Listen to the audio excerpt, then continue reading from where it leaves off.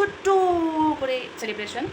তো আমার ভাগ্নি আমার সাথে এর জন্যই পসিবল হচ্ছে, নাহলে আমি তো রোজকার মতনই দিয়ে দিতাম কিছু একটা। যাই হোক, তোমাকে আমি দেখাচ্ছি আমার আয়োজন। লাড্ডু স্নান করে বসে আছে, এখানে আয়োজনে সব কিছু রেডি হয়ে গেছে। লাড্ডু ড্রেস পরার জন্য বসে আছে। ভাগ্নি আর আমি মিলে আয়োজন করেছি, হঠাৎ করেই প্ল্যানটা হয়। এটা অর্পিতা স্কয়ারদের জন্য হয়। এক অর্পিতা আমাকে বলেছিল করতেই হবে, আর এক অর্পিতা আমাকে সাহায্য করেছিল। তো আমি অনেক খুশিই ছিলাম, আমার খুব ভালোও লাগছিল। সত্যি কথা বলতে আমি বলবো না আমি খুব ঠাকুর ভক্ত, কিন্তু হ্যাঁ আমি ঠাকুরে বিশ্বাস অবশ্যই করি। আমি কোনোদিন ভাবিনি লাড্ডু গোপাল আমাকে তার আশ্রয়ে নেবে। যতদূর আমি শুনেছি যে ঠাকুরের অনুমতি ছাড়া তাকে কখনো কেউ নিতে পারে না। জানি না আমি কোন পুণ্যি করেছি। তো এখানে লাড্ডু গোপালের আসন সাজানো হচ্ছে ফুল দিয়ে। এটা আমার ঘরটা অনেক ছোট, তো আমি ওনাকে দেওয়ালে ওইভাবে ঝুলিয়েই রাখি, আর চেয়ারে আমি ওনাকে শুতে দিই। তো আজকে এই আয়োজনের জন্য আজকে ওনার ওখানে খাওয়া দাওয়া, উনি লাফিয়ে লাফিয়ে খাবেন। একদমই না, আমি ছোটো ছোটো করে নিয়ে ওনার পাশে রেখে দিচ্ছি অ্যাকচুয়ালি।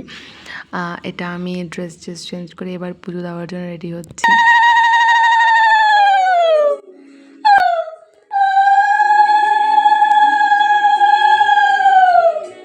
আমি একটা সত্যি কথা বলছি, লাড্ডু আমার জীবনে আসার পর থেকে আমার জীবনের অনেক পরিবর্তন আমি লক্ষ্য করেছি, অনেক মনের শান্তি লক্ষ্য করেছি। আমার জীবনটা সত্যি পাল্টে দিয়েছে। তো আমরা ওনাকে সেবা দিয়ে দিয়েছি। এটা ওনার ফাইনাল সেবার লুক। তো এবার আমরা ওনাকে একা ছেড়ে দেবো। তো বিকেলবেলা আমি যাই বড় মা যার বাড়িতে আমি ভাড়া থেকে তারই বাড়িতে। তো ওনারা আজকে কীর্তন দিয়েছিল।